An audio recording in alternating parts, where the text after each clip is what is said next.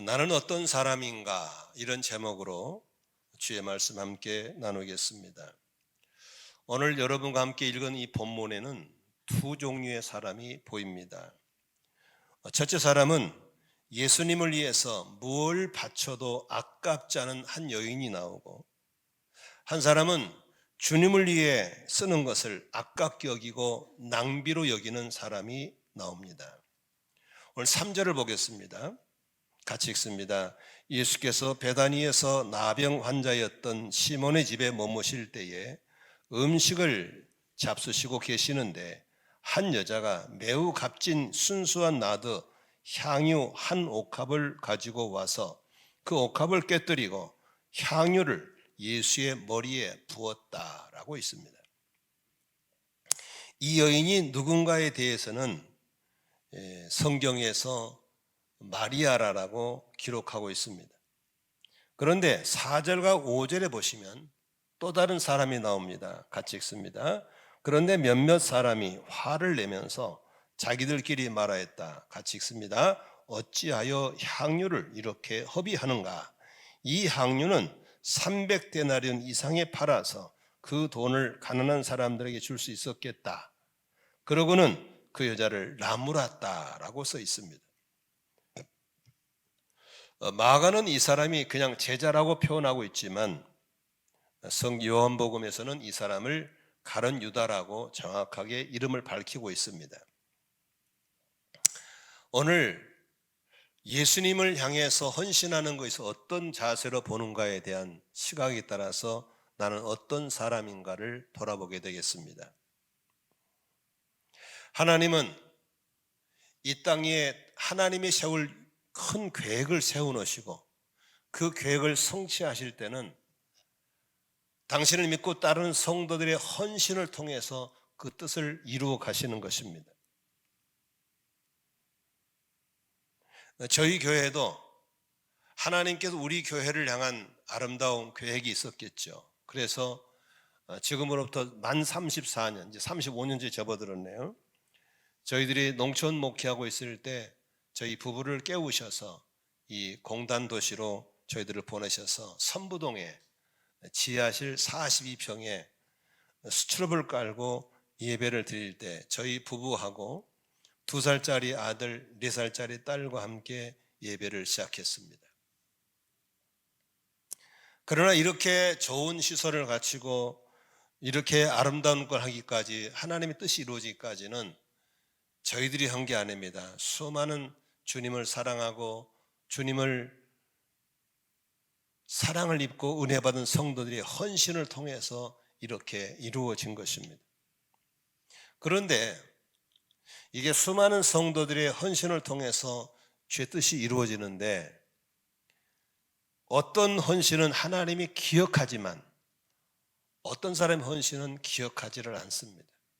그냥 땅에 쏟아난 물처럼 끝나버릴 수가 있습니다. 어떤 사람의 헌신을 기억하고 어떤 사람의 헌신은 기억하지 않을지, 오늘 그 당시에 이 여인이 바친 향유는 가격으로 따지면 300데나리온이라고 얘기하고 있습니다. 5절에 보니까 이 향유는 300데나리온 이상에 팔아서라고 했습니다. 그 당시에 장정이 일을 하면 하루 인건비가 1데나리온이었습니다. 300데나리온 이상이 되면은 한마디로 장정이 1년 내내 공휴일을 빼놓고 일을 해서 한 푼도 안 쓰고 모아야 되는 것이 300데나리온이었습니다. 지금의 인건비로 계산하게 되면 약 적게는 3천, 그리고 한 4천, 5천 원 정도는 그런 큰 액수의 향유입니다. 이 향유는 나드 향유라고 써 있습니다. 나드 향유는 당시에 인도산 향유를 나드 향유라고 그랬는데 가장 비싸고 소중한 향유가 나드 향유였습니다. 그런데 우리 같은 경우는 향유가 무엇까지 중요해 그러지만 당시의 문화 속에서는 아주 소중한 사람이 오고 귀하신 분이 오면 머리카락에다가 향유 몇 방울을 똑똑 떨어뜨리는 그런 예식이 있었습니다. 그래서 당시에 젊은 처녀들이 혼수품으로 꼭 갖고 싶은 게 바로 향유였습니다. 그것도 유명한 인도산 나들을 갖고 싶었습니다. 그러니까 그 마리아에게는 이 향유가 보통 귀한 것이 아닙니다. 그 향유를 예수의 머리에 부어드린 겁니다. 한두 방울이 아니고 옥합을 깨서 부어드렸다 그랬습니다. 그런데 그걸 가룟 유다와 제자들은 그걸 낭비했다고, 허비했다고 야단을 치고 있는 모습이 보입니다. 우리 주위에도 이렇게 낭비처럼 보이고 허비처럼 보이는 게 헌신한 분들이 꽤 많이 있습니다. 어떤 분은 매달 자기의 11조를 꼬박꼬박 하면서도 한 주일을 빠지지 않고 주정헌금을 하든지 감사헌금하는 그런 성도가 있습니다. 어떤 분은 형편에 어울리지 않게 많은 액수를 가지고 건축헌금을 하든지 선교헌금하는 분도 있습니다. 그러나 어떤 대부분의 성도들은 주일날 교회 한 번 다녀가는 것으로 신앙생활하는 것으로 여기는 분도 꽤 많이 있습니다. 왜냐하면 그분들은 교회 자주 가는 것을 낭비로 여기기 때문에 그렇습니다. 그리고 정확한 11조 외에 더 드리는 것을 낭비로 생각하기 때문에 그렇습니다. 다시 말하면 하나님께 세금 내고 끝나는 사람들이 많습니다. 연간 통계를 보면은 그 헌금 액수가 다 나오지 않습니까? 근데 한 사람은 정확하게 11조 외에는 아예 안 하신 분이 있습니다. 그런 어떤 분은 11조 액수 외에 감사, 선교, 구제, 주정 등등으로 또 많은 것을 하신 분도 있습니다. 누가 더 옳은가에 대해서는 주님만이 아시는 겁니다. 누가 더 바르게 하고 있는가도 주님만이 아시는 겁니다. 그러나 오늘 이 여인의 헌신을 두고 사람들은 낭비했다고 허비했다고 야단을 치지만 주님은 그 여인을 보호해주고 변호해주고 있는 것을 볼 수 있습니다. 5절에 보니까 이 향유는 300데나리온 이상에 팔아서 그 돈을 가난한 사람들에게 줄 수 있었겠다. 그리고는 그 여자를 나무랬다라고 했습니다. 분위기가 다 그 여자를 잘못했다고 나무라고 있을 때 6절부터 9절까지 예수님은 이 여인을 변호해주고 이 여인을 보호해주고 있는 걸 볼 수 있습니다. 한번 6절부터 같이 읽겠습니다. 시작. 그러나 예수께서 말씀하셨다. 가만두어라. 왜 그를 괴롭히느냐? 그는 내게 아름다운 일을 했다. 가난한 사람들은 늘 너희와 함께 있으니 언제든지 너희가 하려고만 하면 그들을 도울 수 있다. 그러나 나는 언제나 너희와 함께 있는 것이 아니다. 이 여자는 자기가 할 수 있는 일을 하였다. 곧 내 몸에 향유를 부어서 내 장례를 위하여 할 일을 미리 한 셈이다. 내가 진정으로 너희에게 말한다. 온 세상 어디든지 복음이 전파되는 곳마다 이 여자가 한 일도 전해져서 사람들이 이 여자를 기억하게 될 것이다. 오늘 헌신에 대한 얘기를 좀 나누고 싶은데요. 헌신은 누가 하는 겁니까? 헌신은 어떤 사람이 하는 게 헌신이죠? 오늘 여자는 이름이 마리아라고 써 있습니다. 마리아는 어떤 사람입니까? 마리아는 부모님이 일찍 세상을 떠나서 오빠 나사로와 언니 마르다와 함께 살고 있는 결손 가정의 막내입니다. 이 결손 가정은 외롭지 않습니까? 보호자가 필요하잖아요. 그때마다 주님이 늘 찾아주셨던 집이 바로 이 집이었습니다. 보호자가 없는 집에 늘 보호자처럼 주님이 자주 가셨습니다. 어느 날 오빠 나사로가 병들어 죽게 되었습니다. 병들어 죽었습니다. 다시 말하면 이 가정에 부모님을 대신하는 큰오빠가 죽었을 때 완전 절망이었습니다. 그때 주님은 그 절망에 빠진 그 가정에 죽은 나사로를 살려주심으로 절대 절망을 절대 희망으로, 절대 슬픔을 절대 기쁨으로 만들어주신 분이 바로 이분들에게 예수님이십니다. 이 땅에 사는 게 잠무자라던 그들에게 주님은 오셔서 진리의 말씀을 알려줌으로 이 땅의 삶이 전부가 아니라 또 다른 세계가 있음을 알려주는 영생과 구원의 도리를 얻게 되었습니다. 이렇게 은혜 받은 게 많을수록 이 마리아에게는 예수님은 참 고마운 분이었습니다. 감사했고 예수님을 사랑하게 되었습니다.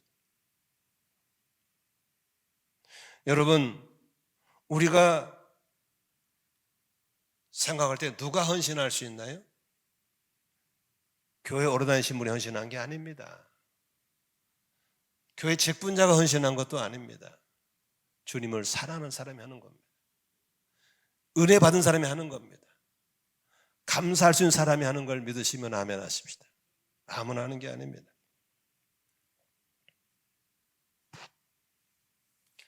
저는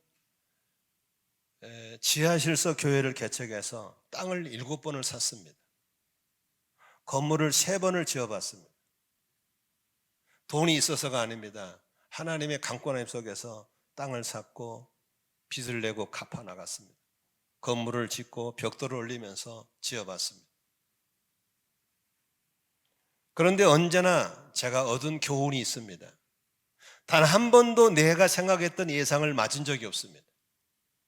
그런 땅을 사고 건물을 질 때마다 담임 목사라서 성도들 명단을 갖다 놓고 이분은 좀 생활에 여유가 있으니 이분이 하겠지, 이분 좀 많이 하겠지, 한 번도 제가 생각하는 견적을 맞춘 적이 없습니다. 뜻밖의 사람이 헌금합니다. 뜻밖의 사람이 옥합을 깨더라고요. 이 얘기를 들어보면 역시 그분에게는 주님과의 사연이 있더라고요.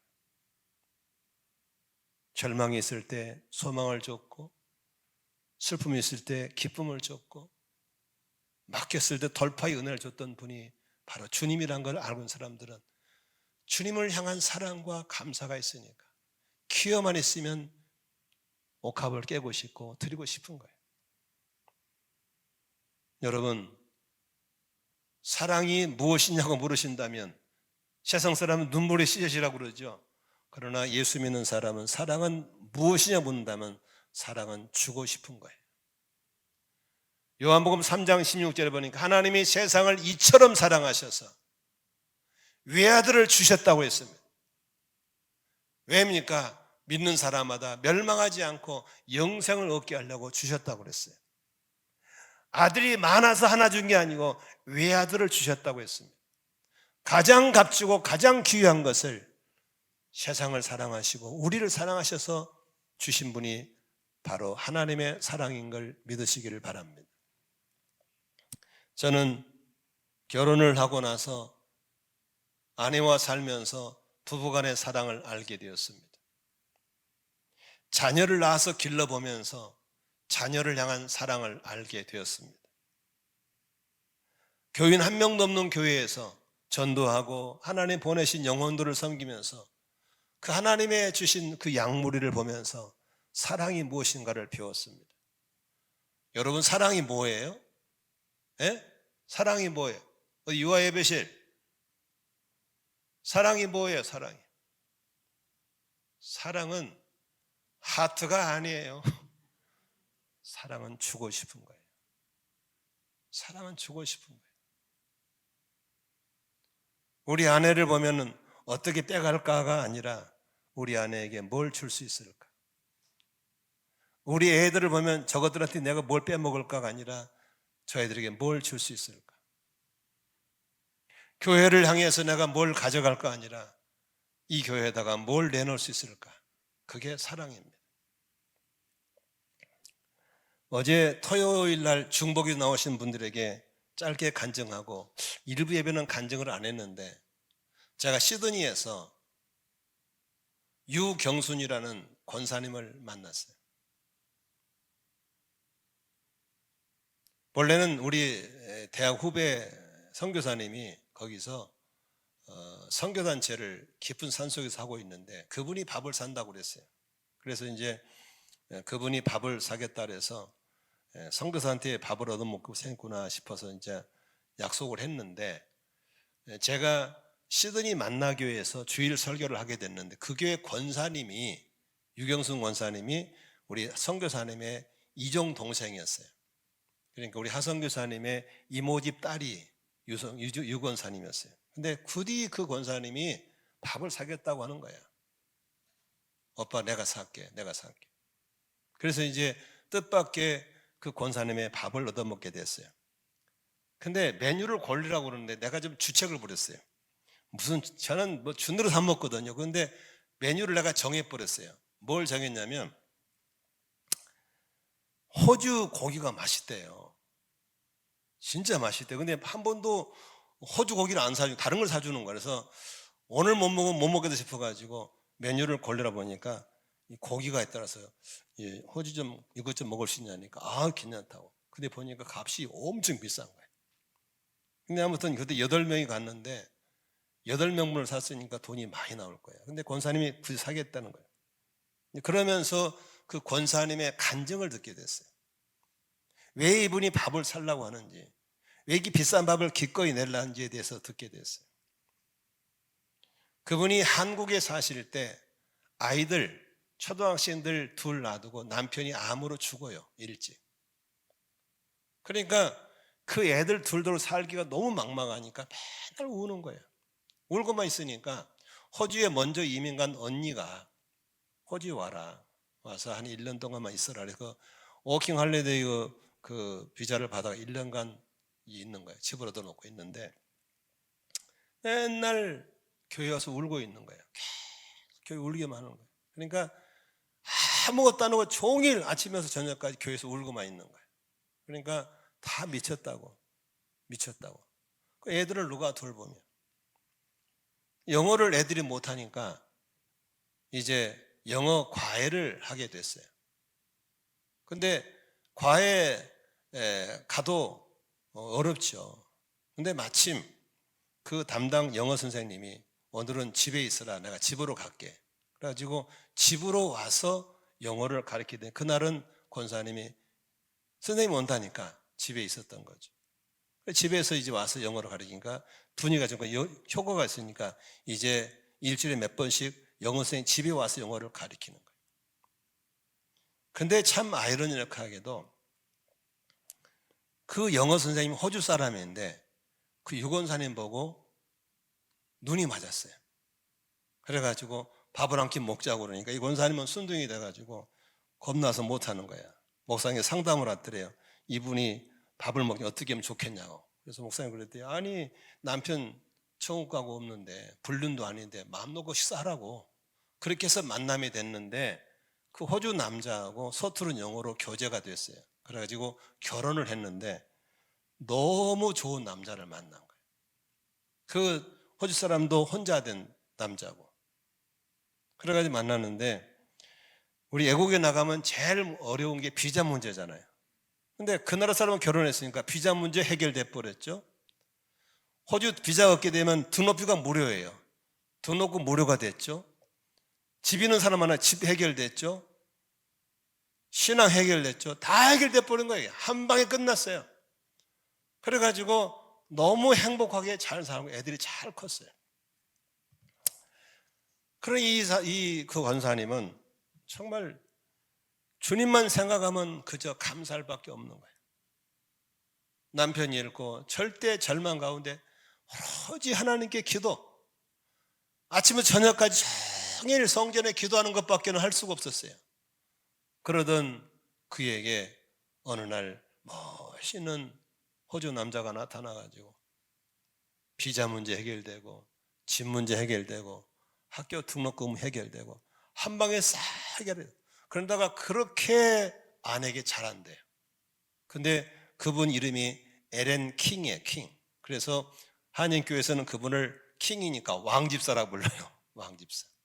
근데 왕집사 같이 오셨더라고요. 그랬는데 그렇게 은혜를 받고 나니까 주님이 너무 감사하고 사랑하니까 틈만 나면 헌신하고 싶은 거예요. 그러니까 뜻밖의 이렇게 손님 왔다고 그러니까 오빠 내가 섬길게. 그것도 일반 식사가 아니라 비싼 걸 갖다가 이렇게 사주면서도 얼마나 기쁘게 사주는지 몰라요. 여러분 이렇게 유권사님처럼 하나님께 은혜를 받고 사랑을 받고 감사한 사람들은 헌신하고 싶은 거예요. 아멘이시죠? 그러므로 제가 이렇게 수많은 성도들의 헌신을 받아봤지만 한 번도 내 생각이 맞은 적이 없었어요. 다 밖에 있어요. 오늘도 하나님께 사랑으로 헌신하기를 바라고 감사함으로 헌신하기를 바라고. 아멘. 내 입장, 내 상황으로 한 게 아닙니다. 아무 관계 없어요.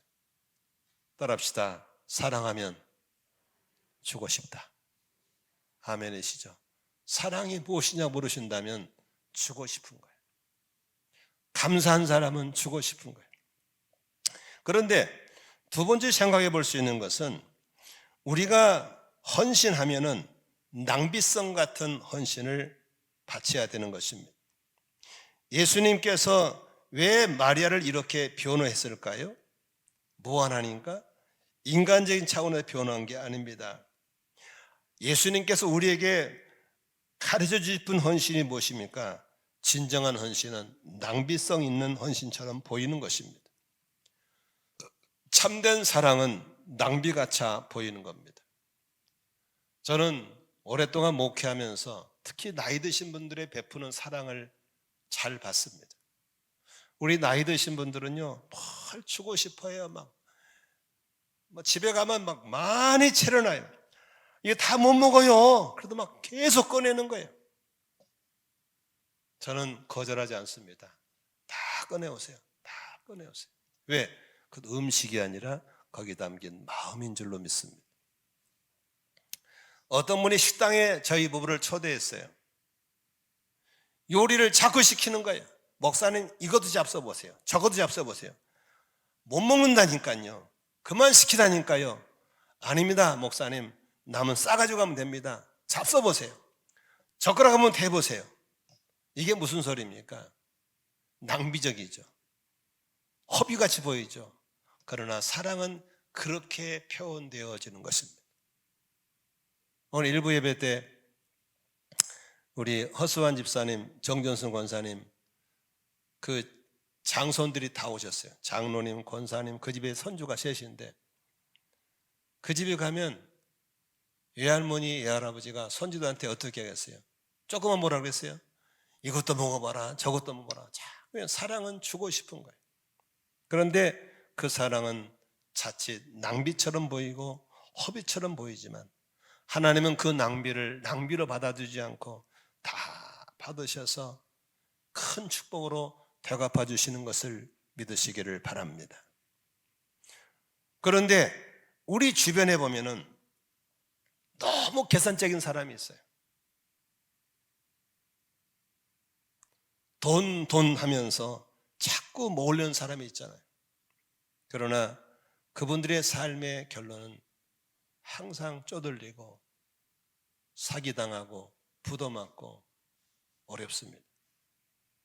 그러나 주를 위해서라면 계산하지 않고 드리고 헌신하신 분들 낭비 같은 사랑 고백같이 보이지만 하나님은 그걸 낭비로 보지 않으시고 되갚아 주시고 넘치게 축복하는 걸 믿으시기를 바랍니다.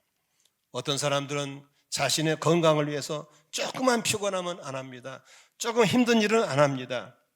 그런 분들이 건강하나요? 온갖 좋은 건 다 먹고 삽니다. 그러나 결국 나중에 보면은 건강 잃고 골골하게 사는 것들을 많이 볼 수 있습니다.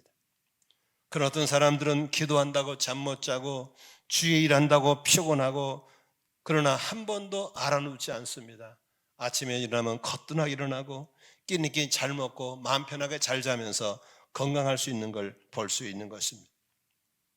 사랑과 헌신의 고백은 낭비같이 보이지만 하나님은 그걸 낭비로 보지 않고 그대로 받아주시고 그것을 축복으로 대갚아 주시는 것을 믿으시기를 바랍니다. 지나치게 합리적인 사랑, 계산 섞인 사랑, 이런 사랑도 사랑이지만 그것은 사실 뜨거운 사랑은 될 수가 없는 것입니다.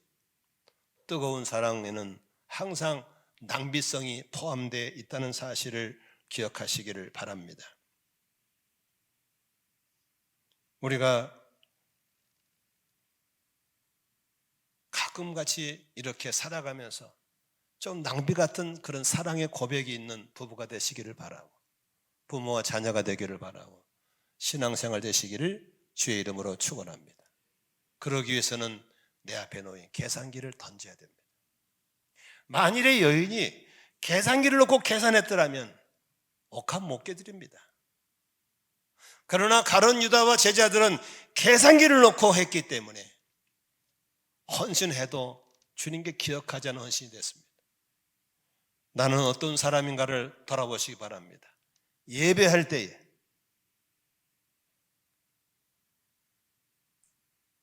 봉사할 때, 성공부할 때, 작정할 때 그것을 낭비라고 허비라고 생각한 사람들은 여러분이 어떤 걸 들여서도 주님께는 기억되지 않을 것입니다. 그러나 계산기가 없어야 합니다. 헌신을 바라보는 다양한 사람들의 시선도 우리는 기억해야 되겠습니다. 오늘 제자들이 보고 4절 같이 보겠습니다. 4절 5절 같이 읽습니다. 시작. 그런데 몇몇 사람이 화를 내면서 자기들끼리 말하였다. 어찌하여 향유를 이렇게 허비하는가? 이 향유는 300데나리 이상에 팔아서 그 돈을 가난한 사람들이 줄 수 있었겠다. 그리고는 그 여자를 나무랐다라고 얘기했습니다. 마태복음 26장 8절에서는 이렇게 해서 제자들이 보고 분개하여서 이르되 무슨 의도로 이것을 허비했냐? 분개했다라고 했습니다. 제자들이 값비싼 향유를 쏟아 붓는 여인을 보고 분개했다, 허비했다라고 얘기하고 있습니다. 그렇다면 허비가 뭡니까? 허비는 쓰지 않아도 될 때 쓴 것을 허비라고 합니다. 낭비라고 하는 것은 쓰지 않을 때 쓴 것을 낭비라고 합니다.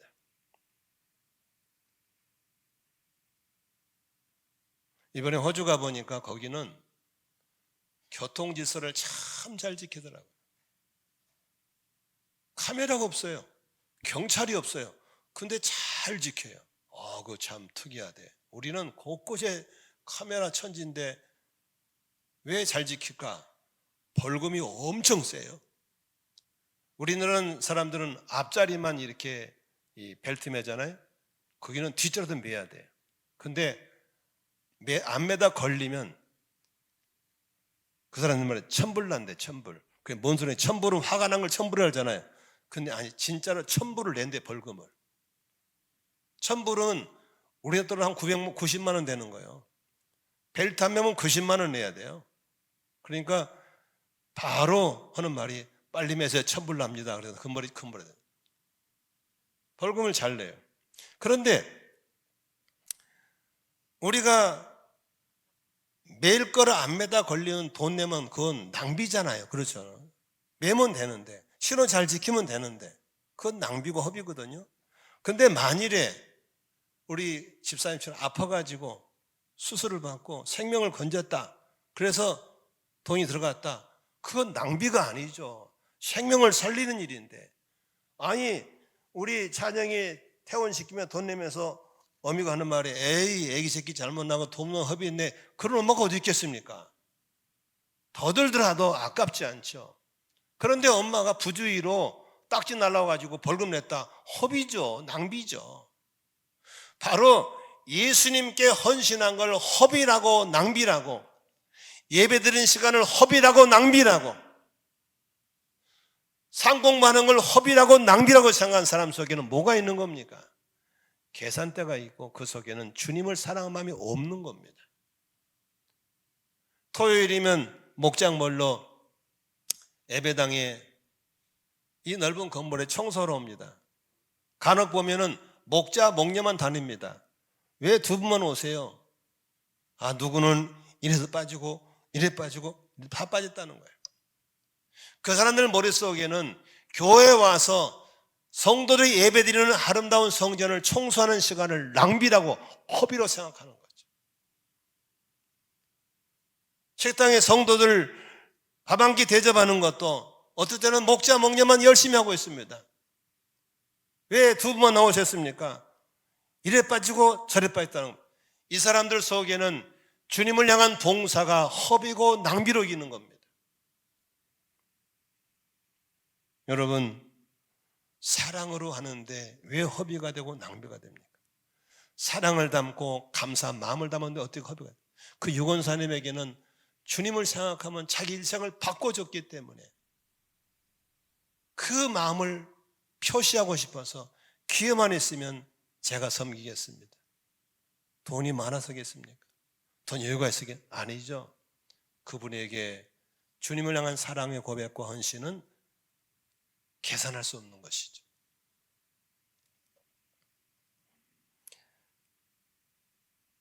우리 살아가면서 이렇게 주 앞에 아름다운 사랑과 헌신이 있기를 주의 이름으로 축원합니다. 제가 시골 목회할 때 오래전이죠. 85년도에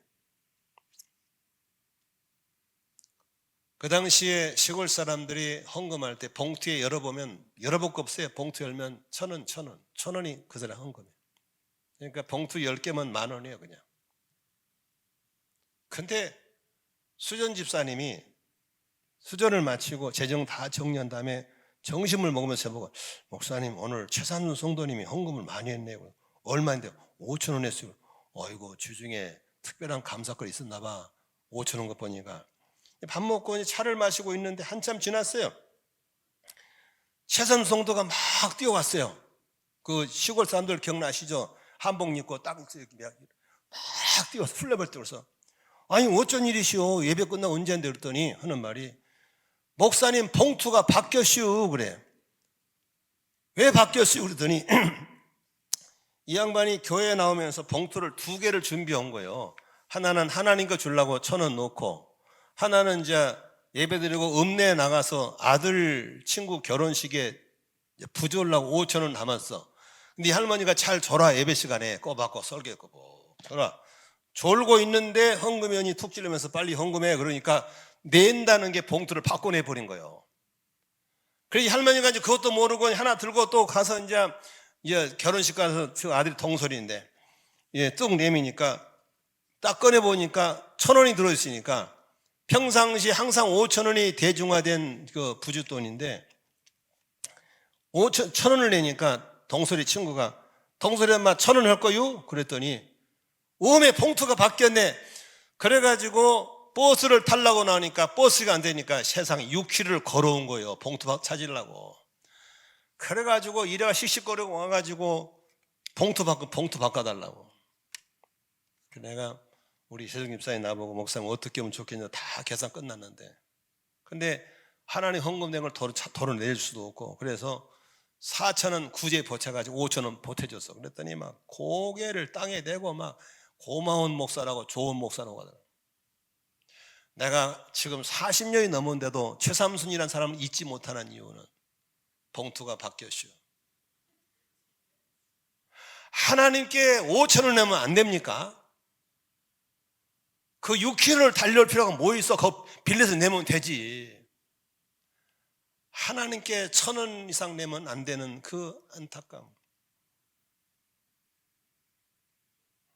여러분 예배 시간도 말이요 5분만 늦게 끝나면 눈이 불안해가지고 막 눈을 휘둥거리면서 뭐 어쩌고 별소리 다 하고 있어요. 아니 5분 늦게 끝날 수 있잖아요. 근데 그 5분 때문에 은 다 쏟아버리고 이게 인색함이에요. 우리들 속에 이렇게 헌금하고 이렇게 예배하고 이렇게 봉사하면 하나님이 기억하지 않아요. 계산기를 내려놓기를 주의 이름으로 축원합니다. 아멘이시죠? 이렇게 가룟 유다와 제자들은 허비했다고 낭비했다고 야단치고 계산기 들고 300대를 넘는 돈이라고 그러고 이렇게 했지만 오늘 이 여인의 행동을 우리 주님은 어떻게 보실까요? 6절 같이 보겠습니다. 한번 읽어주세요. 시작. 그러나 예수께서 말씀하셨다. 가만두어라. 왜 그를 괴롭히느냐? 그는 내게 무슨 일 했다? 아름다운 일을 했다. 믿으시면 아멘 하십시다. 사람들은 허비라고는 낭비할지 모르지만 하나님은 그것을 아름답게 보셨다고 하는 겁니다. 이 아름다운 일은 고상하게 보았다라고 하는 것입니다. 두 번째 7절 보니까 같이 읽습니다. 시작. 가난한 사람들은 늘 너희와 함께 있으니 언제든지 너희가 이러하려고만 하면 그들을 도울 수 있다. 그러나 나는 언제나 너희와 함께 있는 것이 아니다.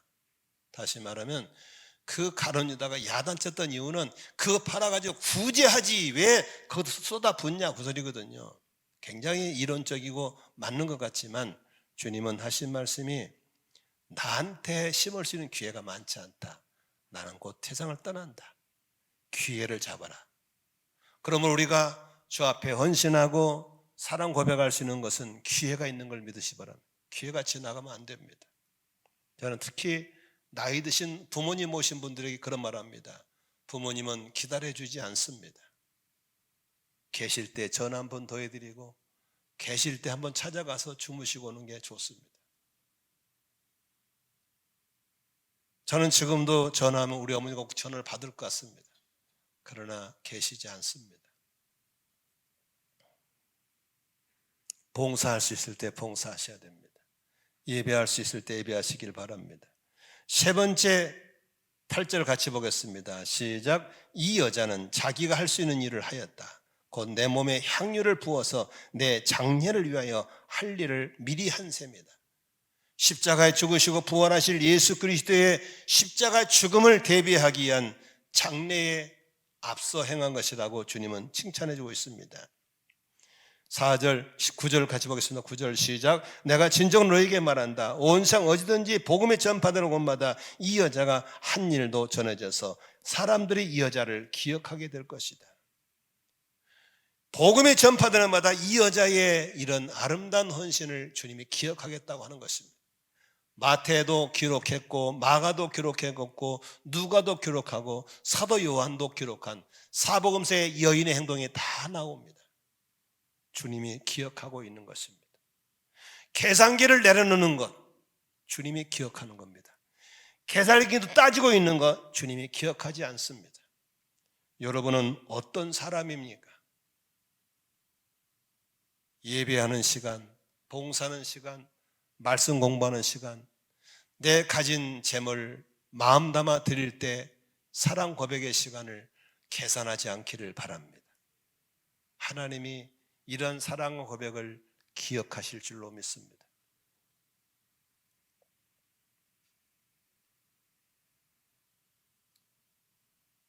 우리는 재림을 얘기하면서 재림이 삶 속의 중심에 계시지 않습니다. 천국을 얘기하면서 천국이 삶의 결정의 중심에 계시지 않으면 그건 복음이 아니라고 생각합니다. 너무 세상에 집착해 있고 세상 중심이라면 우리 결정은 항상 혼돈할 수밖에 없는 것입니다.